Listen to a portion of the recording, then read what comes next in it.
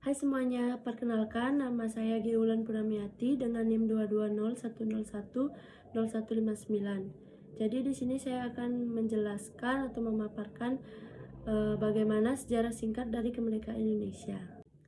Tercapainya kemerdekaan Indonesia tentu menoreh peristiwa bersejarah yang cukup panjang, di mana hingga saat ini setiap tanggal 17 Agustus masyarakat tanah air selalu memperingati Hari Kemerdekaan Indonesia dengan mengadakan upacara bendera.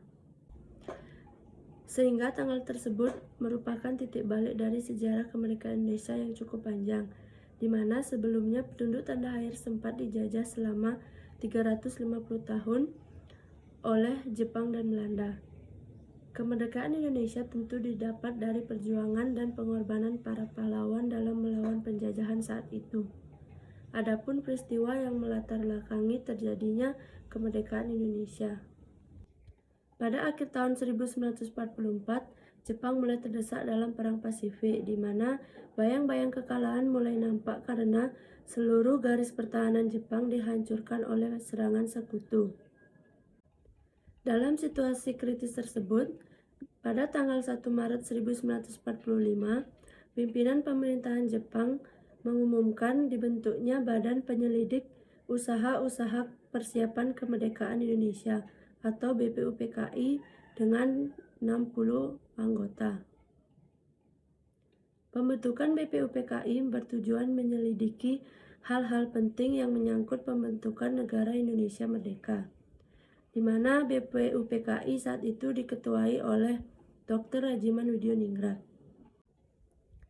Sebelum Indonesia berhasil meraih kemerdekaan diawali dengan dijatuhkannya bom atom pertama oleh tentara Amerika Serikat pada tanggal 6 Agustus 1945 di Hiroshima, Jepang. Setelah itu, pada tanggal 9 Agustus 1945, bom atom kedua berhasil dijatuhkan kembali oleh tentara Amerika Serikat di kota Nagasaki, Jepang. Kedua bom atom ini berhasil menewaskan ratusan ribu orang di Hiroshima dan Nagasaki. Akibatnya, Jepang yang sudah kalah telak harus menyerah kepada sekutu, yang sekaligus menjadi penanda berakhirnya Perang Dunia Kedua. Jepang pun berusaha agar berita kekalahan mereka tidak terdengar oleh rakyat Indonesia. Akan tetapi, pada akhirnya para golongan muda mengetahui berita kekalahan Jepang.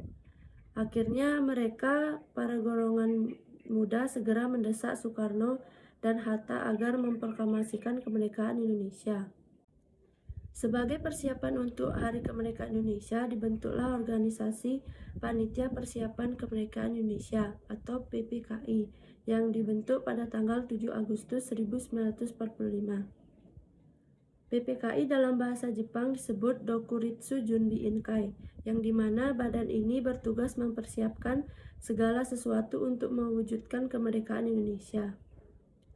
Sebelum pembentukan PPKI, Jepang terlebih dahulu membentuk Badan Penyelidik Usaha-Usaha Kemerdekaan Indonesia atau BPUPKI. Setelah itu, BPUPKI dibubarkan karena dianggap terlalu cepat dalam menyatakan kemerdekaan Indonesia.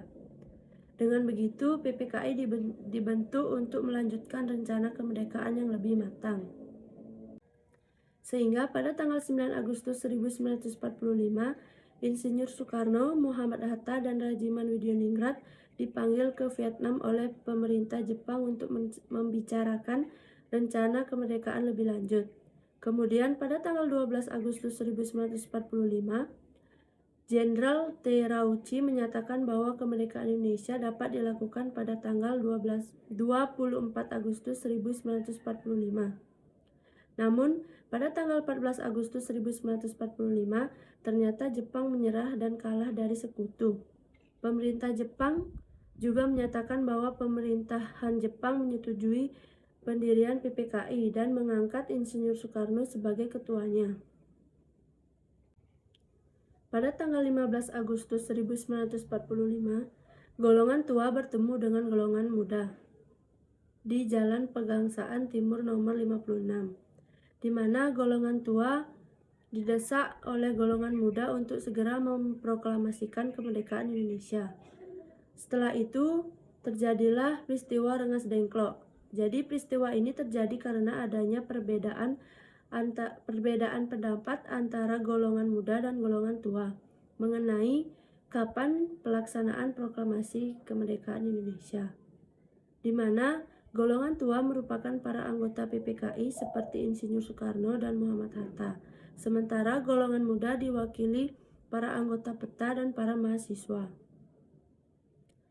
Pro kontra ini terjadi karena golongan muda menganggap bahwa golongan tua terlalu konservatif atau bersikap mempertahankan keadaan, sebab mereka menghendaki pembacaan proklamasi harus melalui PPKI dan sesuai dengan prosedur yang telah dijanjikan oleh Jepang, yaitu pada tanggal 24 Agustus 1945. Di sisi lain, golongan muda menolak jika proklamasi harus dilaksanakan melalui PPKI. Pasalnya, golongan muda menganggap bahwa PPKI merupakan bentukan dari Jepang, dan mereka menginginkan kemerdekaan dengan kekuatan sendiri. Sehingga pada tanggal 16 Agustus 1945, para pemuda tersebut menculik Insinyur Soekarno dan Muhammad Hatta dari Jakarta ke Rengas Dengklok. Tujuan penculikan ini tidak agar Insinyur Soekarno dan Muhammad Hatta tidak dipengaruhi oleh Jepang.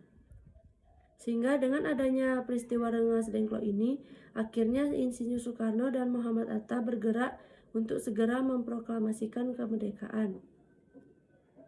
Rapat perumusan teks proklamasi pun digelar di rumah Laksamana Tadashi Maeda pada tanggal yang sama, yang dihadiri oleh beberapa golongan muda.